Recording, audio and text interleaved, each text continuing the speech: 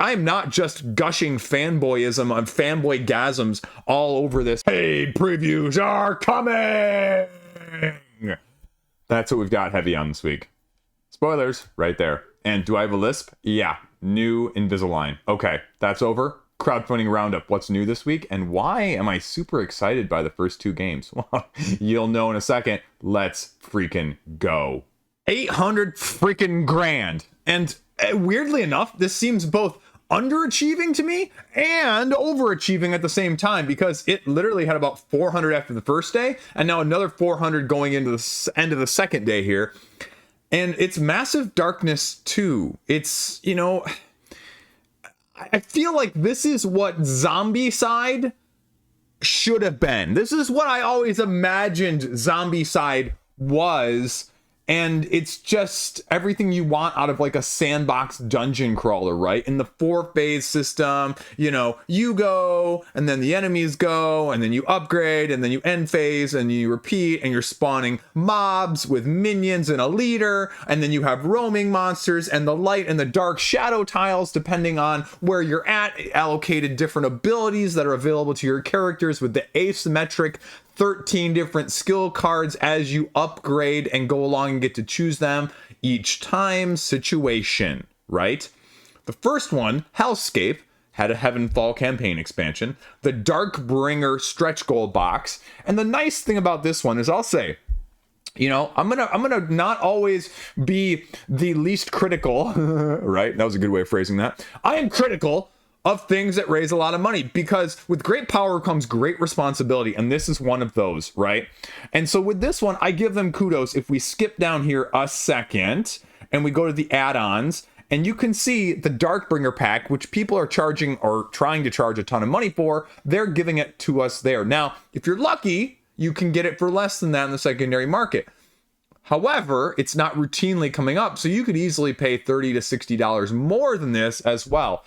The only thing I really don't know what to make of is this class pack, right? It gets all the stuff that you need, which seems kind of cool because, as I mentioned, the asymmetry between these characters, that is one of the big highlights that people talk about in all the reviews that I've read. Because, again, I don't actually have a copy of this game, and I actually really freaking want a copy of this game. It, you know, was on my wish list, and then it just slowly creeped up there. And this is what you want more of, right? The cool stuff. When I look at Summoner Wars 2 behind me, I go, whoa, right? The cool ace. Yeah. And that's what this has. And to get this with over $120 worth of content, you're maybe going to go, okay, Chris, it's quite not worth it. There are like double the number of heroes, double the number of monsters, and a fair number of other like mob stuff here. That basically, like I said, there doubles the amount of content in this stretch goal box alone than what was in the core. And that's the big problem with Zombicides nowadays, is they feel like, you know, it's a bait and switch. Like I have the white Zombicide death situation behind me, and I don't feel like that's a great core box experience.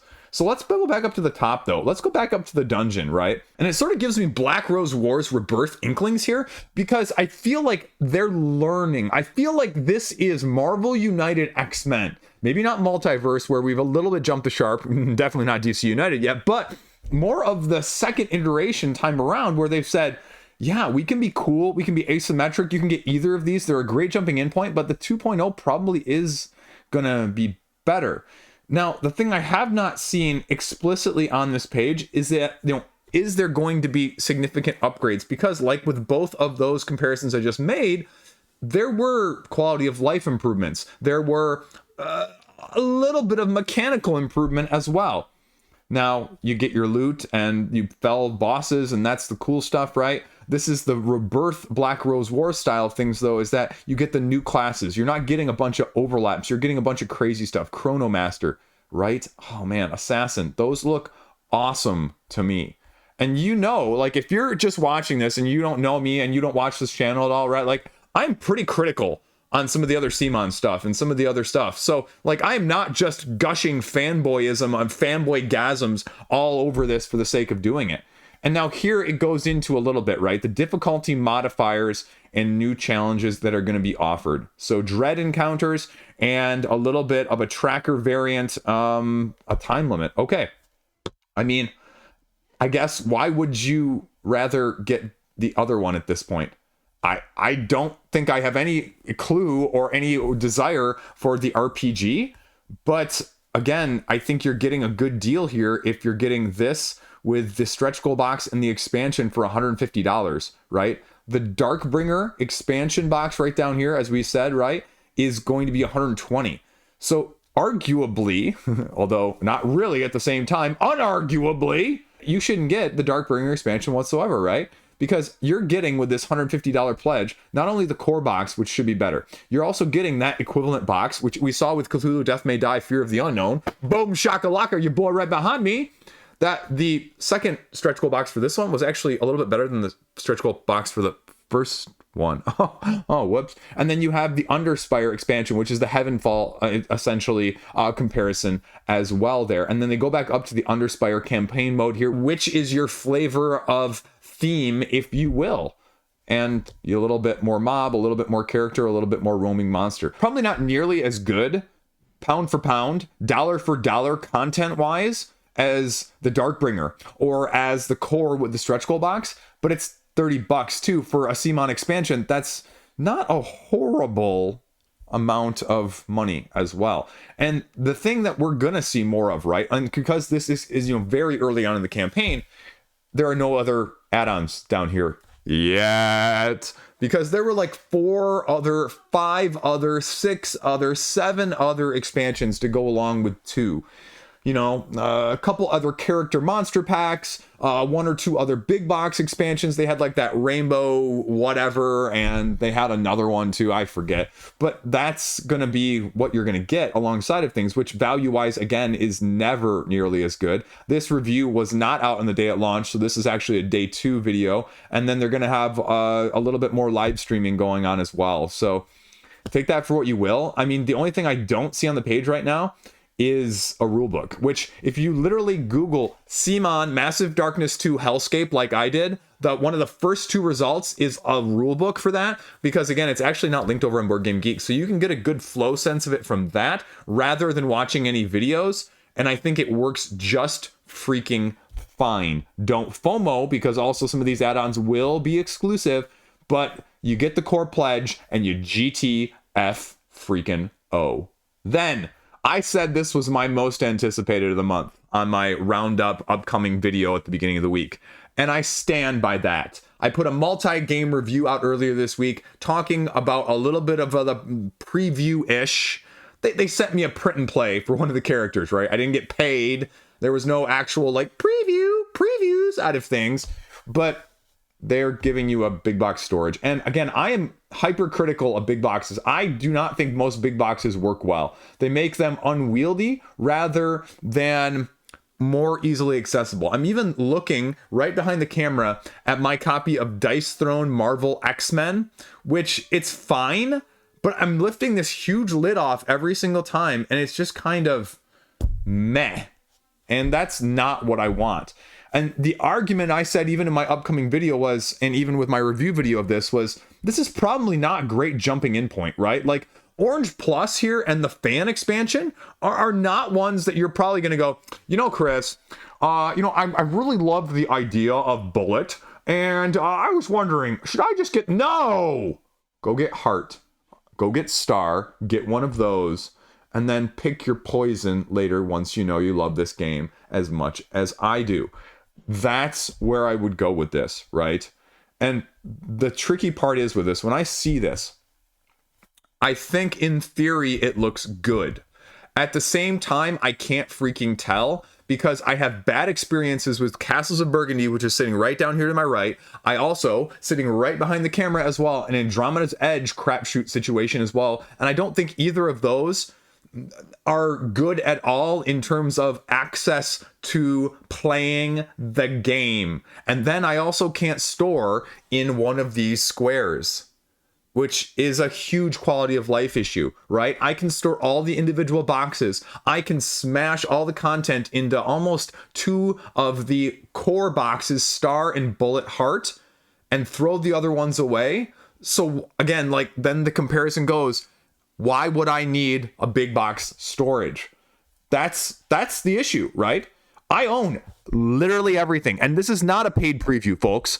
I have bought it all, as I talked about in my video earlier in the week, off of retailers, crowdfunding campaigns, and secondary market, because like the Dice Tower promo, for example, I bought that one from somebody who got it. So, I mean, if you're not familiar with Bullet, it's a real-time shooting-esque tile laying, if you will. You just bag pull these tokens. They have a color and a number. You slot it down that far and you pull until, well, you run out of tokens or you take enough damage, because if you have ones that get down to the bottom, then they go over here to the left and they damage you and you get knocked out that way. But you have patterns that you're going to be having in your hand that you get to use your action points to manipulate these tiles on the board whenever you so choose, in a timed manner, which is my favorite aspect of this game. And people, if you don't love real time, if you don't love a timer mechanism in this, pass. Actually, you know what? You can still play boss mode, which is not timed, which is still freaking sweet. By the way, this is on my 10 by 10 list for the year.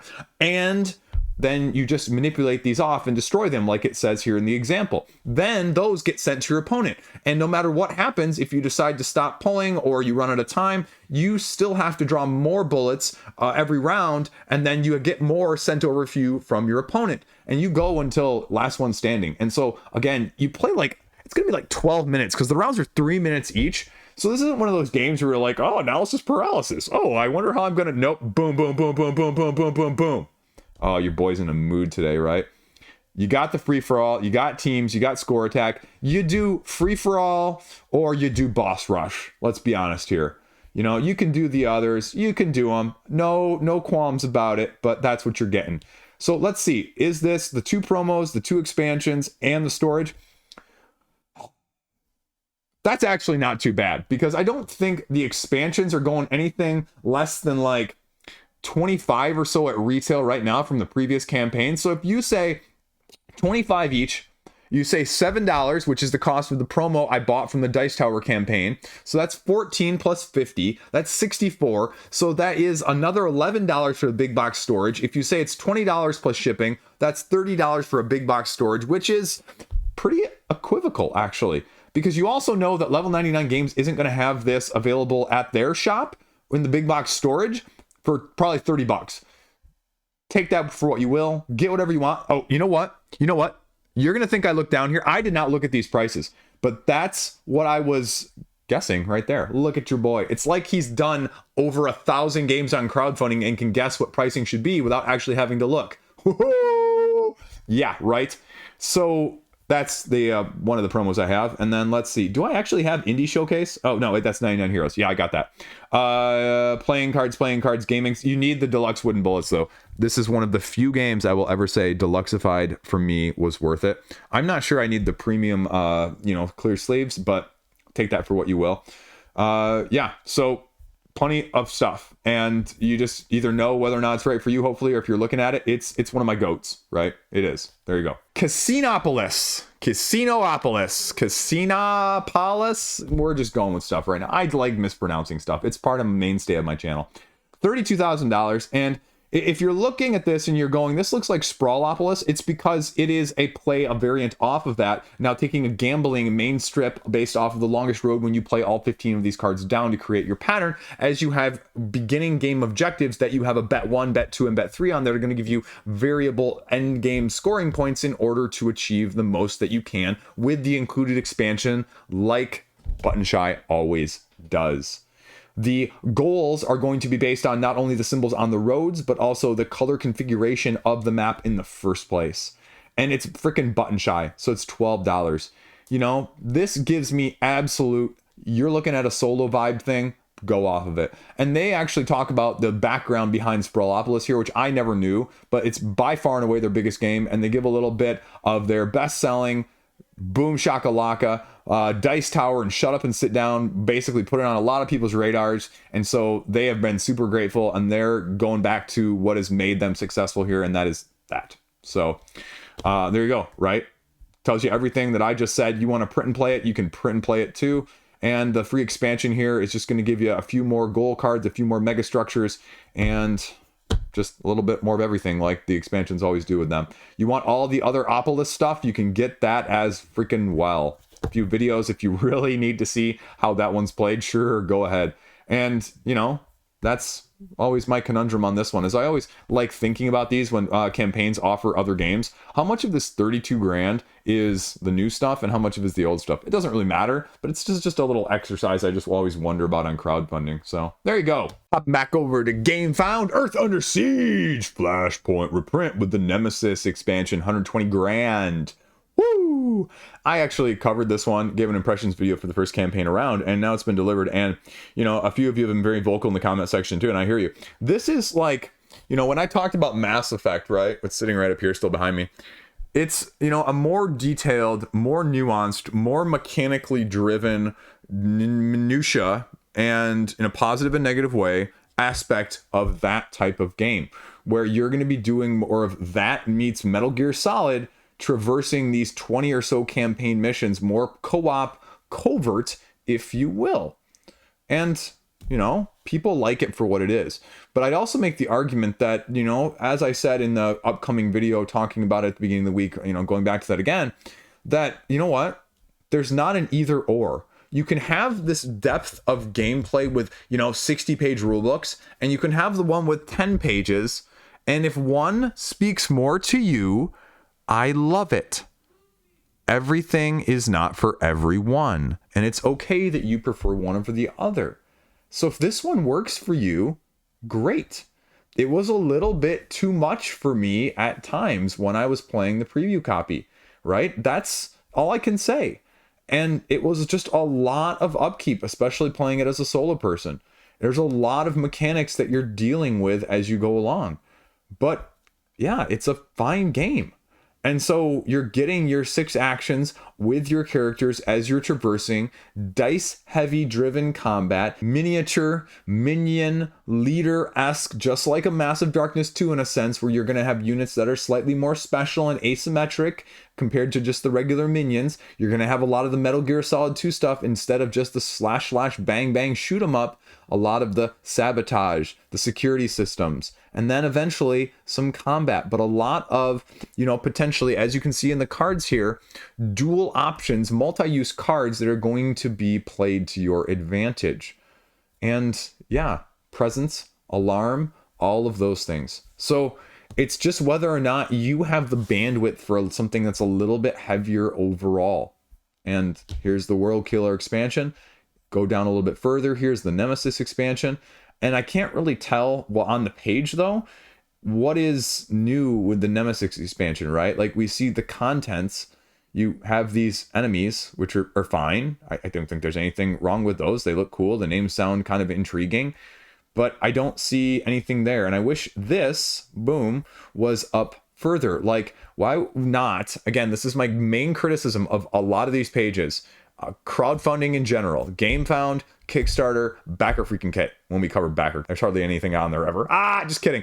But like, why would you separate the components right here, the components part, and have all of these other things in between, and then tell me what's new? Like, I am not a publisher. I am not someone who's created a page on Game Found or Kickstarter.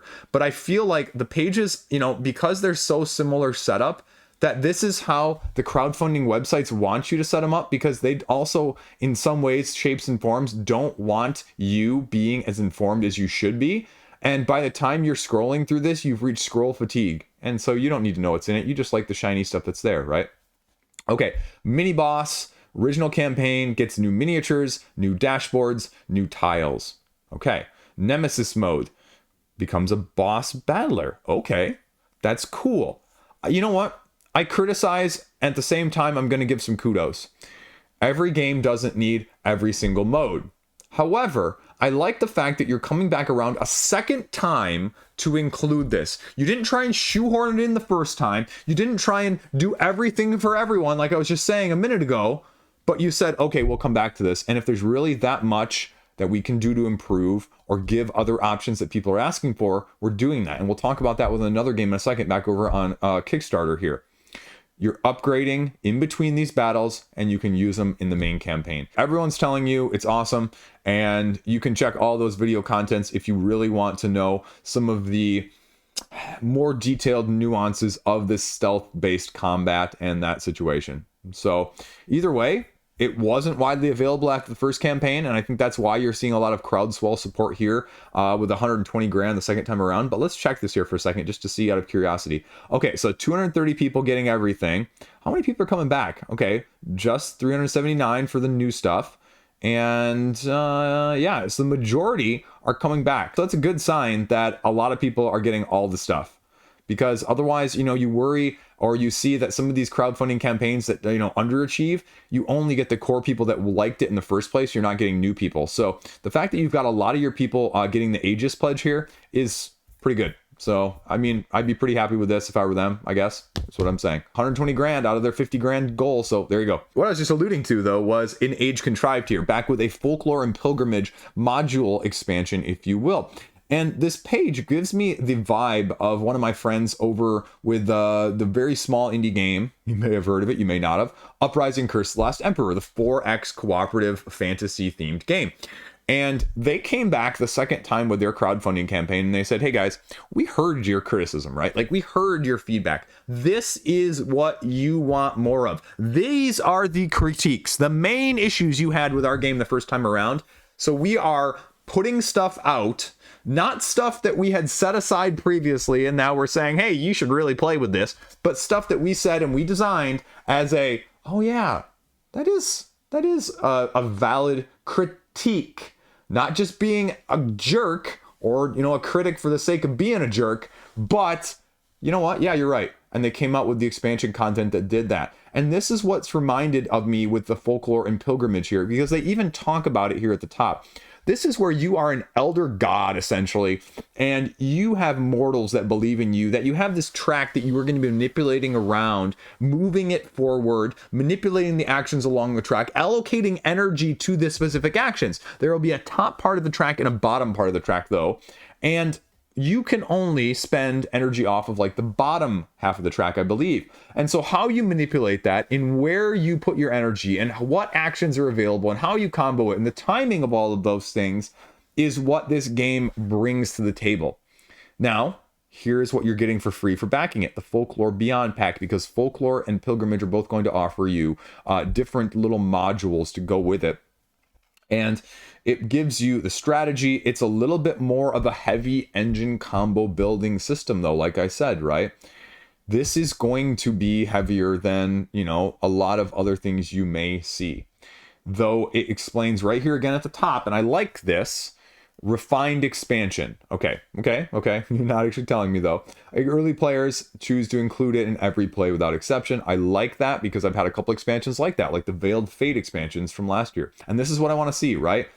Attempt to listen and respond. What you liked and what you want to see more of. Twist without complexity, which is good. I do not want to have 6 more, you know, layers of depth of complexity or 15 pages of a rulebook with an expansion, right? New characters, new 2 modules that you can customize which ones you want. Okay, may be able to get it later, may not be able to get it later. Sure, okay, there you go. It's gonna cost you though, and this is the issue, right? The collector's edition for 2 expansions, $80. Ooh, we just said the whole big box, 2 expansions and 2 promos for Bullet Cubed was $75, and some of you were gonna balk at me in the comment section for that one, right? So how do you feel about this?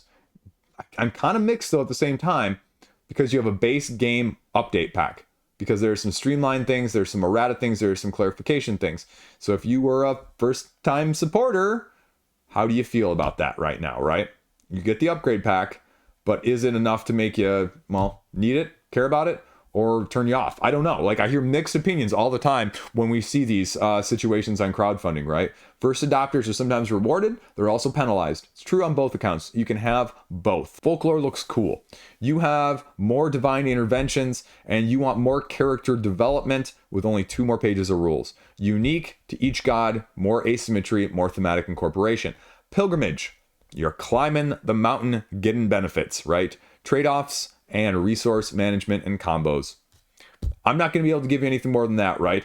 You need to go look at what is going to be in there and watch some video content and read the individual rule books. There are a couple updates actually from the previous crowdfunding campaign, I believe, that address specifics more so, and they have the links here, I think, in a little bit. Here are some of the characters or the gods that you're going to be getting in the new content.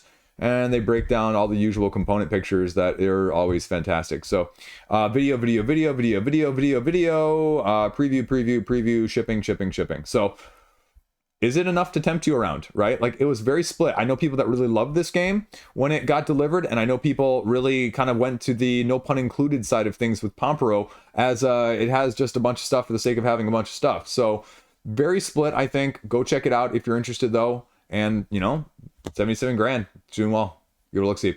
Wildscale Swamps. Speaking of Kickstarter, you're drunk. Stop it.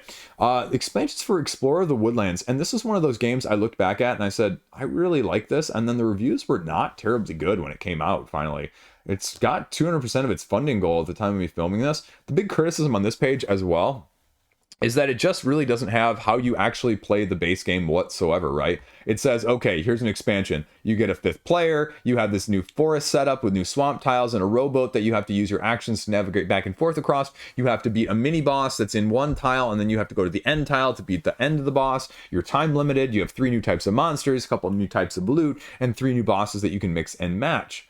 And it's not standalone.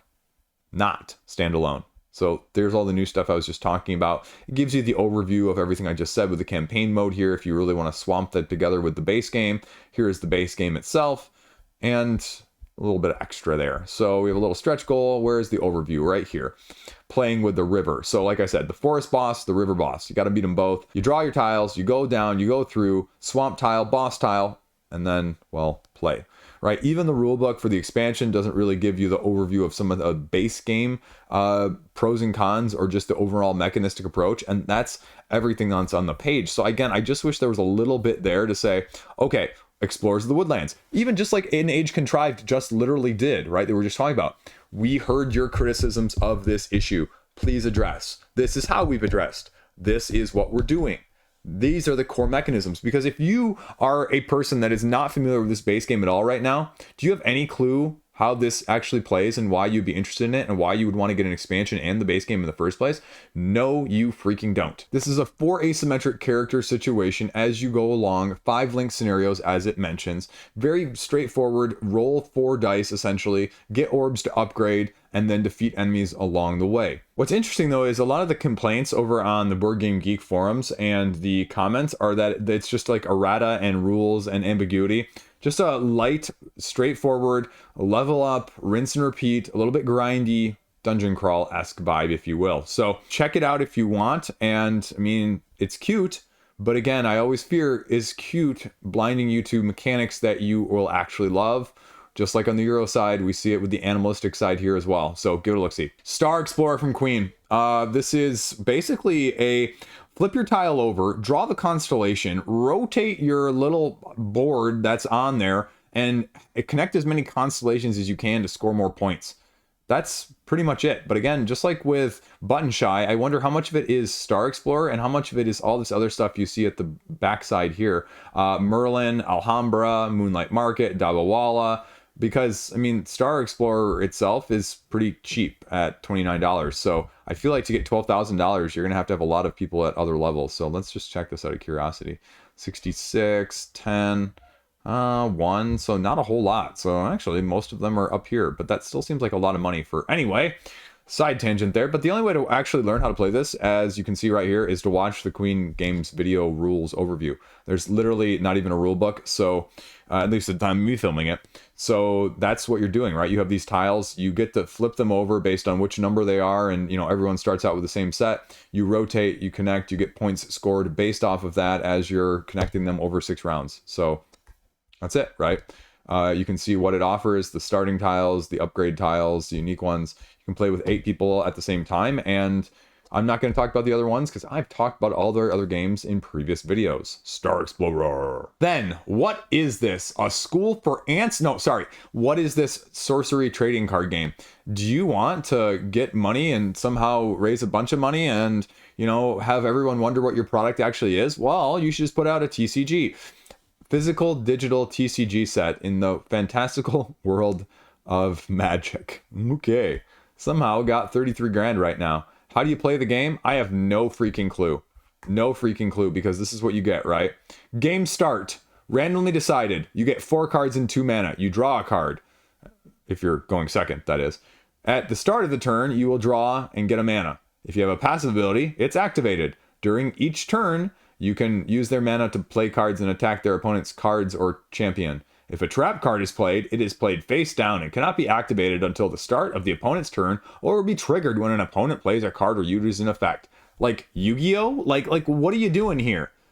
On the respective turn, the player can attack at any point of the turn after drawing and will not need to elect to go to a battle phase. Duration of turn varies depending on each game mode. If a player runs out of time on their turn, this will cause the turn to end, passing it to their opponent. That's the most generic thing I've ever heard, right? You want holographics? You want different sets of rarity to make people grab after a bunch of stuff? There you go. And again, I'm not pointing this out for, shame, but I can't tell if this is like artist-generated stuff or AI-generated stuff. It looks too unique to be AI stuff, but I don't have a freaking clue nowadays anyways. I'm not the good person to ask in the first place, but I mean, TCG, right? There you go.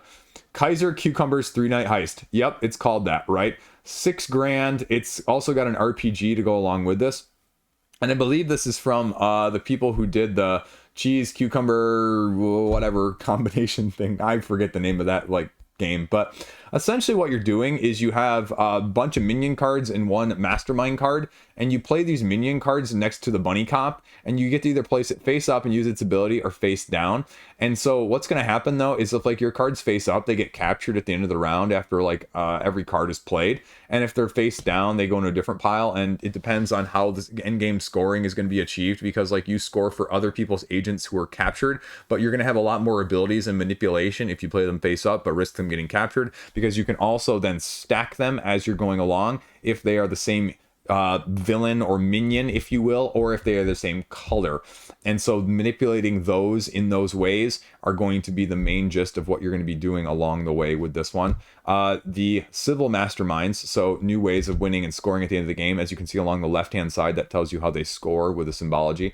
Mouse, cheese, cat, broccoli, that is similar to it. I think it's slightly different, like mouse, cheese, cucumber. Anyway, but that's what you're getting. So Seppi, I didn't realize this was Seppi's game. Okay, so it's going to be very tactical, and, well, just, it is what it is. So a little bit of RPG to go along with it. It's kind of a strange combination there, but you know what?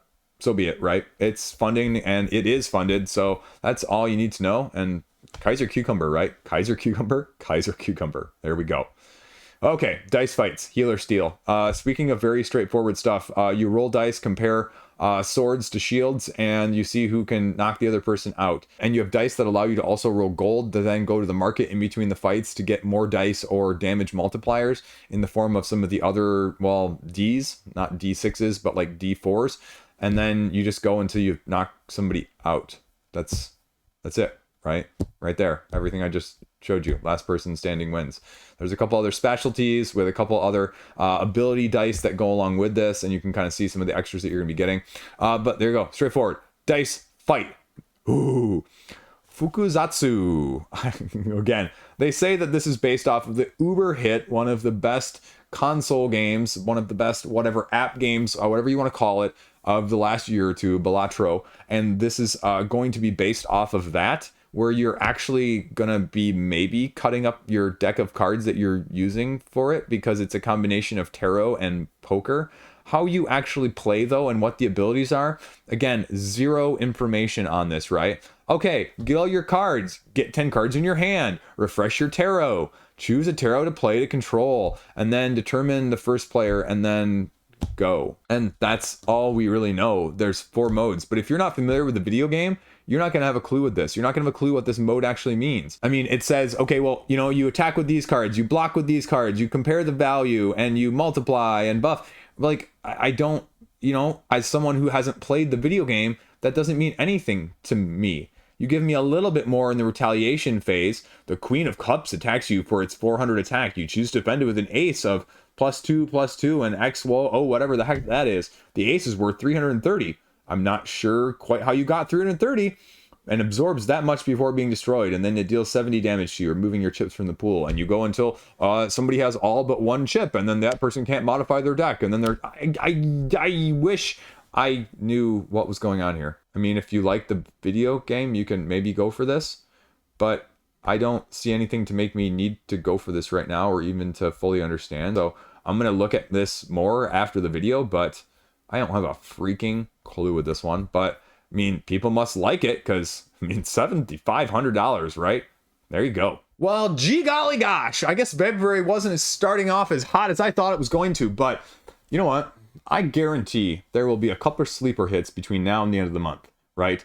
There were a couple games that I didn't even get a chance to talk about on the roundup that I know are going to be launching this month as well. I believe the Star Trek Ascendancy huge thing on GameFound is coming later this month as well. Like stuff like that. That is going to be a real interesting test. We saw that with the Firefly situation as well. So like, what's that going to do? How much is that going to raise? How much interest is there? How much FOMO is there? How much completionist, right? Like, and then a couple of these indie games. I just got one and I've been playing it a bunch this week, Eternal Decks. Right? Okay, you know that's going to be good. I'm going to be talking about Eternal Decks. I'm going to be talking about Marvel Dice Throne X-Men very soon. I'll be talking about Compile as well. You know, the Compile, the card game that Shut Up and Sit Down caused, you know, to be sold out everywhere for, you know, months. Yeah, I've got all three. They've been hitting my table, and I have some spicy takes along with Zombicide White Death this week. So that's what I got, and that's where things are at. So let me know what you want to see. Let me know what you think. Hit my Patreon up down below. They'll be getting a video hopefully this weekend as well. And I need to do a do not back anything video. The retail don't buy it for December, January didn't come out this past month. I'm behind on things, so that's there. My best of December, January played, cut, culled is also on the chopping, editing station, if you will. So a bunch of stuff just waiting to come out, and you know what, we'll see what gets to the table. And the stuff they recently sent me, I did a bunch of videos for that because on that one, in case you're one of the 3 people watching, I got it finally. So that is what's going on in addition. So that's all I got. Thank you for watching. Thank you for putting up with me as always. Please tell your friends to subscribe and to tune in. I would love to get to 20K before the end of the year, but at the same time, side rant here at the end. I was looking through some other stuff. I shouldn't do it comparison wise, right? But you know, I feel really grateful because I see people bigger than me or around my size all the time. And I go, man, how did you get, man, I wish I could. And then I look and I'm like, you know what? I'm very happy with the engagement and the interactions and just the amount of appreciation that you guys have for me in the first place. So every time I get into that mindset of, man, everyone else is doing better than me, I'm like, no, stop it. You're being a douche. So I'm very happy with things, and I just love talking about games, and I hope that you appreciate that, and I am definitely acquired taste, so take that for what you will. And Massive Darkness, oh man, I shouldn't, but again, like I said at the beginning of the video, it's kind of what I've always wanted Zombicide to be, and I'm gonna get myself in trouble. Okay, we're done. Peace out. See you around.